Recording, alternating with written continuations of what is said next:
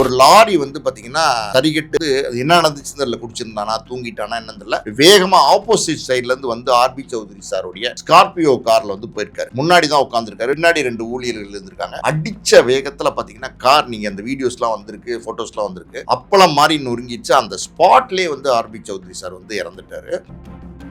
தமிழ் சினிமாவில் ரொம்ப ரொம்ப நல்ல மனிதர், அதாவது பெரிய ப்ரொடியூசர், பெரிய 100 படம் எடுத்தவர், அதையெல்லாம் தாண்டி எல்லார்கிட்டையும் அன்பா பழகக்கூடிய, எல்லார்கிட்டையும் பிரியமா பழகக்கூடிய, யாருக்குமே துரோகம் நினைக்காத ஒரு ஒரு ரொம்ப கண்ணியமான, நேர்மையான, ஒரு எளிமையான மனிதர் ஆர்பி சௌத்ரி சார். அதிர்ச்சியான தகவல். இந்த தகவல் வந்து 25 இயக்குநர்களுக்கு மேல அறிமுகப்படுத்தி கதை தேர்வு தான். முதல் பட இயக்குநர்களுக்கு பொதுவாக தயாரிப்பாளர்கள் வந்து வாய்ப்பு கொடுக்கறதுக்கு யோசிப்பாங்க. ஆனா ஆர்பி சௌத்ரி சாருடைய அந்த ஒரு கால்குலேஷன் இருக்கு பார்த்தீங்களா, கதையில தேர்வு செய்யற கால்குலேஷன், அதுல வந்து அவர் கில்லாடி. விஜய் வச்சு பண்ணணும்னு ஆசைப்பட்டாரு, அது நடக்கல. விஜயுமே வந்து பாத்தீங்கன்னா இன்னைக்கு முதலமைச்சர் ஆயிட்டாரு. ஸோ அந்த 100வது படம் வந்து கனவா இருந்துச்சு அவருக்கு, அது நிறைவேறாமே காலமாயிட்டாரு. இந்த ஆக்சிடென்ட்ன்றதே ஒரு மர்மமாக ஒரு சூழ்நிலையில் இருக்கிறதாக இப்போ சொல்லப்படுது. இது எந்த அளவுக்கு? எனக்கு தெரிஞ்சு இதில் வந்து உண்மை இருக்கிற மாதிரி தெரில. ஏன்னா ஆர்பி சௌத்ரி சாரை பொறுத்த வரைக்கும் எல்லார்கிட்டையும் வந்து கனிவாக அன்பாக பேசக்கூடியவர், ரொம்ப ஜென்டில்மேன், கோவப்பட மாட்டார், கத்தி பேச மாட்டார், ரொம்ப நாகரிகமாக நடந்துப்பார், தொழிலை வந்து ரொம்ப நேர்மையாக பண்ணுவார். பல பேருக்கு இவர் உதவி தான் செஞ்சுருக்கார். கிட்டத்தட்ட பார்த்தீங்கன்னா. சார் வணக்கம். சார் வணக்கம்.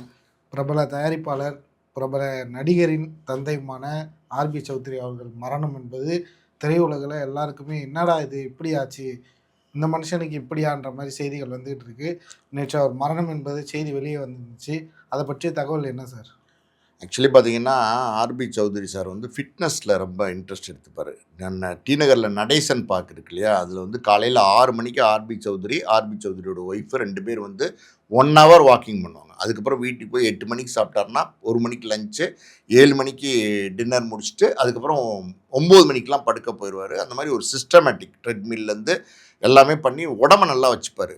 இது 7 மணியை போல் பார்த்தீங்கன்னா ஆர்பி சௌத்ரி சார் வந்து காலமாயிட்டார்னு ஒரு தகவல் வந்துச்சு. என்னால் நம்பவே முடியல, உண்மையாக இருக்காது. ஏன்னா அவ்வளோ ஃபிட்டாக இருப்பார், பாடி அவ்வளோ ஃபிட்டாக வச்சுருப்பார். எப்படி இது முடியும் அப்படின்னு நினச்சேன்.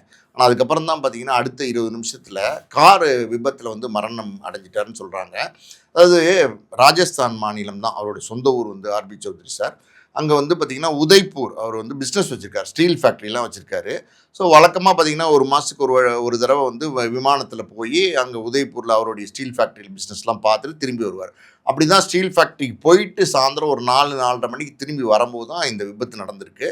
ஒரு லாரி வந்து பார்த்திங்கன்னா தறிகட்டு, அதாவது வந்து அது என்ன நடந்துச்சுன்னு தெரியல, குடிச்சிருந்தானா தூங்கிட்டானா என்னன்னு தெரியல, வேகமாக ஆப்போசிட் சைட்லேருந்து வந்து ஆர்பி சௌத்ரி சாருடைய ஸ்கார்பியோ காரில் வந்து போயிருக்காரு. முன்னாடி தான் உட்காந்துருக்காரு, டிரைவர் ஓட்டியிருக்கான், பின்னாடி 2 ஊழியர்கள் இருந்திருக்காங்க. அடித்த வேகத்தில் பார்த்தீங்கன்னா கார், நீங்கள் அந்த வீடியோஸ்லாம் வந்திருக்கு, ஃபோட்டோஸ்லாம் வந்திருக்கு, அப்பளம் மாதிரி நொறுங்கிச்சு. அந்த ஸ்பாட்லேயே வந்து ஆர்பி சௌத்ரி சார் வந்து இறந்துட்டார். மருத்துவமனைக்கு கூப்பிட்டு போயிருக்காங்க, அங்கே வந்து இறந்துட்டாருங்கிறத சொல்லியிருக்காங்க. இது வந்து ரொம்ப வேதனையான செய்தி. எப்படின்னா தமிழ் சினிமாவில் ரொம்ப ரொம்ப நல்ல மனிதர், அதாவது பெரிய ப்ரொடியூசர், பெரிய 100 படம் எடுத்தவர், அதையெல்லாம் தாண்டி எல்லார்கிட்டையும் அன்பாக பழகக்கூடிய, எல்லார்கிட்டையும் பிரியமாக பழகக்கூடிய, யாருக்குமே துரோகம் நினைக்காத ஒரு ஒரு ரொம்ப கண்ணியமான, நேர்மையான, ஒரு எளிமையான மனிதர் ஆர்பி சௌத்ரி சார். அதிர்ச்சியான தகவல். இந்த தகவல் வந்து ஜீவா இங்கே தான் இருந்திருக்கார், சென்னையில் தான் இருந்திருக்கார். அவரெல்லாம் கேள்விப்பட்டு நேற்றுக்கெல்லாம் பார்த்தீங்கன்னா ஜீவாவோட வீடியோஸ்லாம் வந்திருக்கு, தாங்க முடியாமல் பதறி இருக்கிறார். ஏன்னா சமீபத்தில் கூட பார்த்தீங்கன்னா ஒரு ஆடியோ ரிலீஸ்ன்னு நினைக்கிறேன், அதில் அவங்க அப்பாவுக்கு வந்து BMW கார் வந்து ஜீவா வந்து பரிசு கொடுத்துருக்காரு. அதுக்கு ஆர்பி சௌத்ரி சார் வந்து மேடையிலே வந்து ஜீவாவுக்கு முத்தம் கொடுக்குறாரு, ஜீவா அப்பாவை கட்டி பிடிச்சி முத்தம் கொடுக்குறாரு. ஒரு நெகிழ்ச்சியான தருணமாக இருந்துச்சு.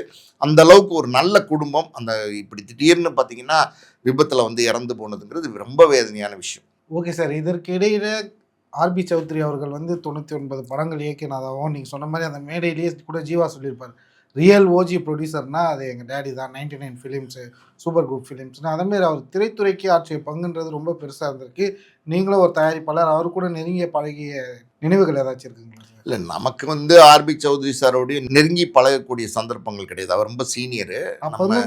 எங்கள் ஃபாதர் வந்து நல்ல நட்போடு இருந்திருக்கிறாரு.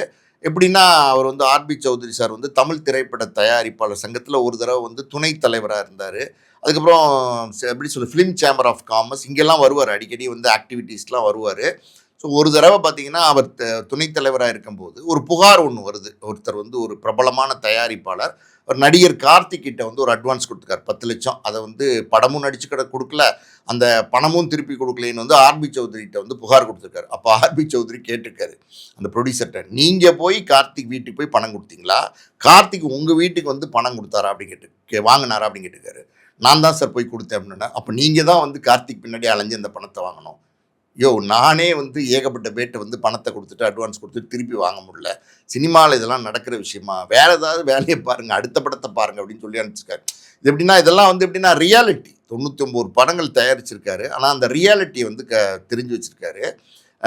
அது ஒரு நம்ம வந்து ரொம்ப நெருங்கி பழகாட்ட கூட ஆர்பி சௌத்ரி சாரை பற்றி இன்னைக்கு இறந்துட்டார்ல, இறந்ததுக்கப்புறம் பல பேர் நீங்கள் பாருங்களேன், விக்ரமன் வீடியோ போட்டிருக்காரு, பேரரசு வீடியோ போட்டிருக்காரு, எல்லாருமே கேஎஸ் ரவிக்குமார்லேருந்து எல்லாருமே வீடியோ போட்டிருக்காங்க. கேஎஸ் ரவிக்குமார்லாம் ஒரு பதிவு கொஞ்சம் நாளைக்கு முன்னாடி போட்டிருந்தாரு. அதாவது வந்து சூப்பர் குட் ஃபிலிம்ஸ் வந்து என்னுடைய கோயில், அதில் இருக்கிற ஆர்பி சௌத்ரி சார் என்னுடைய கடவுள் அப்படின்னு சொல்லியிருக்காரு. கேஎஸ் ரவிக்குமார் இன்னைக்கு ரஜினி கமல்லேருந்து பெரிய பெரிய பட ஸ்டார்ஸ் எல்லாம் வச்சு படம் பண்ணிட்டாரு. ஆனாலும் அந்த முதல் வாய்ப்பு கொடுத்தது வந்து ஆர்பி சௌத்ரி சார் தான். அவருடைய வாழ்க்கையில் ஒளியேற்றி வச்சது ஆர்பி சௌத்ரி சார் தான். நீங்கள் சும்மா பாருங்களேன், ஒரு கணக்கு பாருங்களேன். புது வசந்தம் படத்தில் வந்து விக்ரமன் அறிமுகப்படுத்தினார். அதுக்கப்புறம் புரியாத புதிரில் வந்து கேஎஸ் ரவிக்குமார் அறிமுகப்படுத்தினார். அப்புறம் பார்த்தீங்கன்னா துள்ளாத மனம் துள்ளுல வந்து எழில் அறிமுகப்படுத்தினார். பொன்மகள் ஊர்வலம் அப்படின்னு ஒரு படம், ராசு மதுரவன் அந்த மாயாண்டி குடும்பத்தார் டைரக்டர், அவர் அறிமுகப்படுத்தினார். நீ வருவாயான படத்தில் வந்து பார்த்தீங்கன்னா ராஜகுமார்னு அறிமுகப்படுத்தினார். ஆனந்தம் படத்தில் வந்து லிங்குசாமியை அறிமுகப்படுத்தினார். இப்படி தொடர்ந்து சசியை அறிமுகப்படுத்தினார். சொல்லாமலை படத்தில் இப்படி நிறைய, அதாவது 25 இயக்குநர்களுக்கு மேலே அறிமுகப்படுத்தியிருக்கிறார். கதை தேர்வு தான். முதல் பட இயக்குநர்களுக்கு பொதுவாக தயாரிப்பாளர்கள் வந்து வாய்ப்பு கொடுக்கறதுக்கு யோசிப்பாங்க. ஆனால் ஆர்பி சௌத்ரி சாருடைய அந்த ஒரு கால்குலேஷன் இருக்கு பார்த்தீங்களா, கதையில் தேர்வு செய்கிற கால்குலேஷன், அதில் வந்து அவர் கில்லாடி. அந்த கதை வந்து ஆர்பி சௌத்ரி சார் என்ன எதிர்பார்ப்பார்னா, அது வந்து எமோஷன்ஸ் இருக்கா, ஹியூமன் ஃபீலிங்ஸோட கனெக்ட் ஆகுதா, கதை வந்து அழுத்தமாக இருக்கா, இவ்வளோ தான் பார்ப்பார். அதில் பிரம்மாண்டம் இருக்கா, பாட்டு இருக்கா, ஃபைட் இருக்கா, குத்து பாட்டு இருக்கா, எதுவுமே அவர் பார்க்க மாட்டார். அப்படி அவருக்கு பிடிச்சி போச்சுன்னா நம்பி வந்து அந்த படத்தை கொடுத்துருவாரு. அப்படி அவர் கொடுத்த படங்கள் எல்லாமே தமிழ் சினிமாவில் 99 படங்களையும் நீங்கள் பாருங்களேன், பிரம்மாண்டங்களே இருக்காது. எந்த படத்துலையும் பிரம்மாண்டம் இருக்காது. பிரம்மாண்டத்தை நம்பி அவர் படமே எடுக்கலை, அவர் கதையை நம்பி படம் எடுத்திருக்காரு. எல்லா படங்களுமே பேசக்கூடிய படங்கள். அந்த வரிசையில் நாட்டாமையெல்லாம் பார்த்தீங்கன்னா சரத்குமாருக்கு மிகப்பெரிய பேரை ஏற்படுத்தி கொடுத்துச்சு. அதுக்கப்புறம் தான் சரத்குமாரே வந்து தமிழ் சினிமாவில் ஒரு பிரபலமான நடிகராக, ஒரு மார்க்கெட் வேல்யூவோட உள்ள நடிகராக மாறினார். அதே சரத்குமாரை வச்சு பார்த்தீங்கன்னா சூரிய வம்சம் படம் எடுத்தார். அந்த படம் நீங்கள் பார்த்தீங்கன்னா அவ்வளோ பிரமாதமாக இருக்கும். நாட்டாமையாவது கொஞ்சம் கமர்ஷியலாக இருக்கும். ஆனால் சூரிய வம்சம் படம் வந்து சீன் பை சீன் பார்த்தீங்கன்னா ரசிக்கிற மாதிரி இருக்கும், கண்ணீர் விட்டு அழுகிற மாதிரி இருக்கும். அப்படி அழுத்தமான படங்கள். ஜில்லா, ஏன் நம்ம விஜய் இருக்கார் இல்லையா, விஜய் வந்து கமர்ஷியல் படங்கள் தான் நடிச்சிட்டு இருந்தார். கமர்ஷியல் படங்கள் நடிச்சிட்டு இருந்த விஜயும் நல்ல படம் நடிக்க முடியும், நல்ல நடிகன் அப்படிங்கிற பேரை வாங்கி கொடுத்தது போய் உனக்காக. தொடர்ந்து பார்த்தீங்கன்னா அவர் எடுத்த துள்ளாத மனமும் துள்ளும், திருப்பாச்சியில் பேரரசு அறிமுகப்படுத்தினார். இப்படி வந்து சொல்லிக்கிட்டே போகலாம் அவர் எடுத்த படங்கள் எல்லாமே. அஜித் குமார் கூட பாருங்களேன், ஆரம்பத்தில் நீ வருவாயன்ற படத்தில் ராஜகுமாரன் டைரக்ட் பண்ண படம், அதில் பார்த்திபன் அஜித் நடிச்சிருப்பாங்க. அதுக்கப்புறம் நீங்கள் பார்த்தீங்கன்னா இந்த விஜய் அஜித்தெல்லாம் ஆரம்ப காலத்தில் ஒரு படத்தில் நடிச்சிருக்காங்களே தவிர, இவர் பிரபல நடிகர்கள்ட்ட தேடி போனதே இல்லை. ரஜினிகாந்த் வச்சு படம் எடுக்கல. இவ்வளோ பெரிய ஸ்டார் வேல்யூ உள்ள ப்ரொடியூசர் எவ்வளோ எடுக்க முடியாதுன்னா எடுக்க முடியும்னா அவர் விரும்பலை. கமலை வச்சு எடுக்கல, தனுஷ் சிம்பு வச்சு எடுக்கல, சிவகார்த்திகேயன் வச்சு எடுக்கல, பிரதீப் ரங்கநாதன் வச்சு எடுக்கல. மார்க்கெட்டில் உள்ள நடிகருக்கு பின்னாடி போனதே கிடையாது. எப்போவுமே வந்து கதையை வந்து ஹீரோவாக நினச்சி படம் எடுத்தார். அதுதான் அவருடைய பெரிய சக்ஸஸுக்கு காரணம். இந்த மாதிரி ஒரு தமிழ் சினிமாவில் 99 படம் எடுக்க முடியுமா அப்படின்னா எடுக்க முடியும். அந்த அளவுக்கு எடுக்கிறாரு. இப்போ 99வது படம் வந்து மகுடம், விஷால் நடிக்கிறாரு. இதுக்கு முன்னாடி மாரிசன், அது வந்து பார்த்திங்கன்னா வடிவேலு ஃபகத் பாசில் நடித்த படம். 100வது படம் ஒன்று எடுக்கணும் சூப்பர் குட் ஃபிலிம்ஸில். அந்த படம் மிகப்பெரிய ஒரு பேர் சொல்லக்கூடிய ஒரு படம். தமிழ் சினிமாலே பார்த்தீங்கன்னா ஒரு பெரிய ரெக்கார்ட் பிரேக்கிங் படமாக இருக்கணும்னு அவர் எதிர்பார்த்தாரு, ஆசைப்பட்டார். விஜய் வச்சு பண்ணணும்னு ஆசைப்பட்டார். அது நடக்கலை. விஜயுமே வந்து பார்த்திங்கன்னா இன்றைக்கி முதலமைச்சர் ஆகிட்டார். ஸோ அந்த 100வது படம் வந்து கனவாக இருந்துச்சு அவருக்கு. அது நிறைவேறாமே காலமாயிட்டார். ஓகே சார், நீங்கள் சொன்ன மாதிரி 100வது படம் விஜய் வச்சு எடுக்கணும் பல கனவுகளோட அவர் இருந்ததாகவும், நிறைய தடவை விஜய் கிட்ட போய் இதை சம்மந்தமாக பேசுறதாகவும் தகவல்கள் வருது. இதற்கிடையே நேற்று விஜய் கிட்ட வந்து ஆர்பி சௌத்ரி வந்து கால் பண்ணி பேசியதாகவும், அவர் முதலமைச்சராக பொறுப்பேற்கிறது வாழ்த்து தெரிவிச்சிருக்காரு. ஜீவாவும் விஜய் ஆதரித்து ஒரு வீடியோன்ற மாதிரிலாம் போட்டிருக்காரு. ஆர்பி சௌத்ரியும் விஜயும் பேசிக்கிறதா சொல்கிறாங்க. சரி, இது எந்த அளவுக்கு இந்த தகவல்? ஆக்சுவலி பார்த்தீங்கன்னா, ஆர்பி சௌத்ரி சாருக்கு எல்லா உரிமையும் இருக்குது. விஜய் கிட்ட பேசுறது. காரணம் என்னன்னா, பூவே உனக்காக, அதுக்கப்புறம் துள்ளாத மனமும் துள்ளும், திருப்பாச்சி, ஜில்லா இன்னும் நெறைய படங்கள் வந்து எல்லாமே வெற்றி படங்கள். விஜயினுடைய கேரியருக்கு ரொம்ப முக்கியமான ஒரு பங்களிப்பு ஆர்பி சௌத்ரி சார் பண்ணியிருக்காரு. நமக்கு வந்த தகவல் என்ன அப்டின்னா, அன்று விஜய் வந்து திங்கட்கிழமை அன்னைக்கு வந்து அந்த ரிசல்ட் என்ன அன்னைக்கு அவர் தான் முதலமைச்சர் ஆகப் போறார், வெற்றி அடைஞ்சிட்டார்ன்னு தெரிஞ்சோனே, அவர் வந்து அங்க தான் ராஜஸ்தான்ல தான் அன்னைக்கு இருந்திருக்காருன்னு நெனைக்கிறேன். அங்கருந்து தொலைபேசியில அழைத்து விஜய்ட்ட பேசினதா, அதாவது வாழ்த்து சொன்னதா ஒரு தகவல் இருக்கு. அது வந்து எந்த அளவுக்கு உண்மை பொய்ன்னு தெரியல. ஏன்னா நேரடியா போன மாரி வீடியோனா அத நம்ம சொல்லலாம். இப்ப அட்லி போயிருந்தாரு. ஆமா. அந்த மாரி ஒரு எவிடன்ஸ் இல்ல. ஆனா அப்படி ஒரு பேசினதா ஒரு செய்தி இருக்கு. நேத்து கூட விஜய்ட்ட பேசினாரு, இன்னைக்கு காலமாயிட்டார் அப்படிங்கிற மாரி சினிமா வட்டாரத்துல ஒரு செய்தி இருக்கு. அது எந்த அளவுக்கு உண்மை அப்படின்னு நமக்கு தெரியல. ஊர்ஜிதப்படுத்தப்பட்ட தகவலா நம்ம இத எடுத்துக்க முடியாது. Okay sir. இதற்கிடையே அவருடைய விபத்தே ஒரு மர்மமா இருக்கு. அவர் பல இண்டஸ்ட்ரியில இருக்காரு, பல பிசினஸ் பண்றாரு, ஒரு பிசினஸ் மேனா இருக்காரு. அவருக்கு திட்டமிட்டு நடைபெற்ற விபத்தா இருக்குமோ? லாரி டிரைவர் தப்பிச்சதா சொல்றாங்க, அப்புறம் புடிச்சதா சொல்றாங்க. இந்த ஆக்சிடென்ட் என்றதே ஒரு மர்மமாக ஒரு சூழ்நிலையில இருக்கிறதாக இப்போ சொல்லப்படுது. இது எந்த அளவுக்கு உண்மை சார்? எனக்கு தெரிஞ்சு இதில வந்து உண்மை இருக்கிற மாரி தெரியல. ஏன்னா, ஆர்பி சௌத்ரி சார பொறுத்தவரைக்கும் எல்லார்கிட்டயும் வந்து கனிவா, அன்பா பேசக்கூடியவர். ரொம்ப ஜென்டில்மேன், கோவப்பட மாட்டாரு, கத்தி பேச மாட்டாரு, ரொம்ப நாகரிகமா நடந்துப்பாரு. தொழில வந்து ரொம்ப நேர்மையா பண்ணுவாரு. பல பேருக்கு இவரு உதவி தான் செஞ்சிருக்காரு. கிட்டத்தட்ட பார்த்தீங்கன்னா, தமிழ் திரையுலகத்தில இருக்கிற பல இயக்குனர்கள் மட்டும் இல்ல, நடிகர்கள் மட்டும் இல்ல, பல பேர் வந்து தயாரிப்பாளர்லேருந்து, டிஸ்ட்ரிபியூட்டர்லேருந்து ஆர்பி சௌத்ரி சார் வந்து உதவி செஞ்சிருக்காரு. தன்னால் இயன்ற உதவி செஞ்சிருக்காரு. இப்ப அவர் பேர சொன்னீங்கன்னு வச்சுக்கோங்களேன், இப்படி கூட நல்ல மனுஷன் இருக்க முடியுமா? அவருக்கு இப்படி வந்து ஒரு மரணமா? அப்படின்னு வேதனை தான் படுறாங்களே தவிர, யாருமே வந்து அவர வந்து தப்பா ஒரு வார்த்தை கூட யார்கிட்ட இருந்து சொல்லி கேள்விப்பட்டதே கிடையாது. அப்படி இருக்கும்போது ராஜஸ்தான் மாநிலத்தில அவர் சொந்த ஊருக்கு போயிருக்கிறாரு. அங்க பிசினஸ் இருக்கு. நெறைய பிசினஸ் இருக்கு அவருக்கு ஆர்பி சௌத்ரி சாருக்கு. பெரிய ஒரு ரேப்போவே இருக்கு. ஃபைனான்ஸ் பண்றாரு சினிமாக்கு. அப்படி இருக்கும்போது இது திட்டமிட்ட கொலை அப்படிங்கிறதெல்லாம் வந்து உண்மையா இருக்கிறதுக்கு வாய்ப்பே கிடையாது. இது ஒரு லாரி அது வந்து வந்து தறிகெட்டு வந்து வந்து திடீர்னு வந்து முன்னாடி வந்து ஆப்போசிட் சைட்ல இருந்து மோதிருக்கு கார்ல. அது விபத்து. முழுக்க முழுக்க விபத்து. அந்த டிரைவர் வந்து தூங்கிட்டு வந்தானா? இல்ல குடிச்சிட்டு வந்தானா? இல்ல எப்படி? இல்ல பிரேக் ஃபெயிலியரா? இந்த மாரி ஏதாவது ஒரு காரணம் தான் இருக்கும். நீங்க வந்து டிரைவர் இறங்கி ஓடி போயிட்டாருங்கிறீங்க. பொதுவா பார்த்தீங்கன்னா, இப்படி ஒரு விபத்து ஆயிருச்சு அப்படின்னா, அங்க வந்து கூடிருவாங்க. ஆட்கள் கூடிருவாங்க. இது விபத்து ஏற்படுத்தினது நம்ம தான் அப்படின்னா அடிக்கிறதுக்கு வாய்ப்பு இருக்கு, துன்புறுத்துறதுக்கு வாய்ப்பு இருக்கு. எது வேணாலும் நடக்கலாம். அதனால பயந்துருவாங்க. பொதுவா பார்த்தீங்கன்னா, இது எப்படின்னா விபத்து ஏற்படுத்தினவங்களுடைய சைக்காலஜி. டக்குன்னு பார்த்தீங்கன்னா, கார விட்டு இறங்கி ஓட தான் பார்ப்பாங்க. எஸ்கேப் பண்ண தான் பார்ப்பாங்க. அப்படிதான் ஓடியிருப்பான்னு நான் நினைக்கிறேன். பிடிச்சிட்டாங்க அவர வந்து போலீஸ் ஸ்டேஷன் போய் சரண்டர் அடிச்சிருப்பார்ன்னு நினைக்கிறேன் அவரே. ஸோ விசாரணை நடந்துட்டு இருக்கு. ஒரு பொதுவா இப்படி ஒரு விபத்து, ஒரு மிகப்பெரிய ப்ராப்ளம்ன்னும் போது பல கோணங்கள்ல விசாரணை பண்ணுவாங்க. இந்த கோணத்திலயும் விசாரணை நடந்துட்டு இருக்கு. ஆனா எனக்கு தெரிஞ்சு அது உண்மையா இருக்கிறதுக்கு வாய்ப்பு இல்ல. Okay sir. இறுதி கேள்வியாக கரூர் இன்சிடென்ட் வர ஒரு விஷயத்த வச்சு ஜீவா வந்து ஒரு படத்துல நடிச்சிருப்பாரு. ஒரு டயலாக்கோ பேசியிருப்பாரு. அத வந்து பொதுவெளியில பேசும்போது பல தரப்புலேருந்து பல கண்டனங்கள் வந்துருச்சு.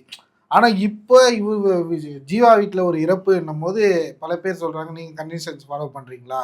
உங்களுக்கு இப்ப இந்த இறப்பு வரும்போது வலிக்குதுல்ல, அந்த மாரி தானே வலிச்சிருக்கும். அதுக்கு தான் யாரையுமே எந்த இடத்துலயுமே துன்புறுத்தியோ அந்த மாரி பேசக்கூடாதுன்னு" பலரும் அவர் இந்த இக்கட்டான சூழ்நிலையில இருக்கும்போது அவங்களோட கண்டனங்களா, இல்ல அவங்களோட வேதனையின் வெளிப்பாடுகளா தெரியல தெரிவிக்கிறாங்க. இது தெரிவிக்கிறவங்களுக்கெல்லாம் என்ன சார் சொல்ல வரீங்க? இல்ல இதுல என்னங்க வேதனையின் வெளிப்பாடு இருக்கு? இதுல என்னங்க கண்டனம் இருக்கு? அதாவது வந்து பார்த்தீங்கன்னா, அது வந்து ஒரு படத்துல வந்து அவர் நடிச்சிருந்தாரு. டிடிடின்னு ஒரு படத்துல நடிச்சிருந்தாரு. ஒரு டயலாக் ஒண்ணு ரூல்ஸ ஃபாலோ பண்ணுங்கடான்னு சொன்ன மாரி இருந்துச்சு.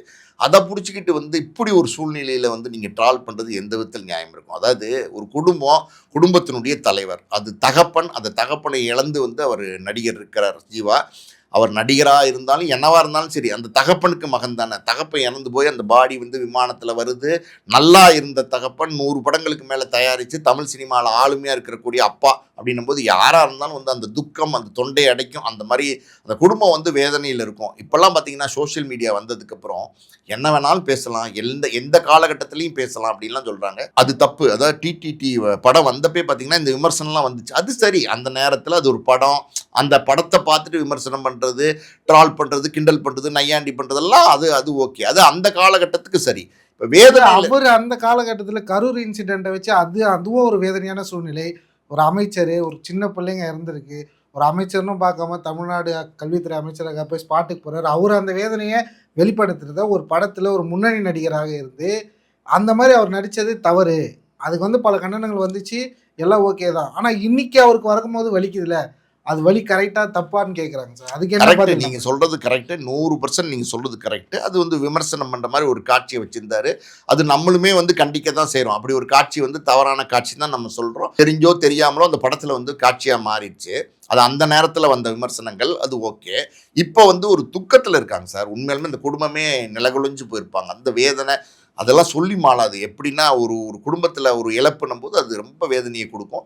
இப்படி இருக்கிற நேரத்துல வந்து புண்பட்ட மனசு அந்த நேரத்துல வந்து அது மேலும் வந்து காயப்படுத்துறதோ, சொற்களால வந்து காயப்படுத்துறதுங்கிறது ரொம்ப ரொம்ப தப்பு. இதெல்லாம் வந்து தவிர்க்கணும். எப்படின்னா ஒரு மனிதன் தவறே செய்யாத மனிதனே கிடையாது. ஒரு வேளை வந்து அந்த மாதிரி ஒரு காட்சியை வச்சிருந்திருக்கலாம். அது விரும்பி வச்சாங்களா, விரும்பாம வச்சாங்களா, அந்த இயக்குனர் வச்சாரா, பல காட்சிகள் இருக்கு. இவர் நடிகர் மட்டும்தான் நடிச்சிருந்தார். நடிக்க முடியாதுன்னு தவிர்த்திருக்க முடியும். ஏன்னா பிரபலமான நடிகர். ஆனா நடிச்சிட்டாரு. ஆனா அது வந்து அந்த காட்சி பிரபலமா பேசப்பட்டது.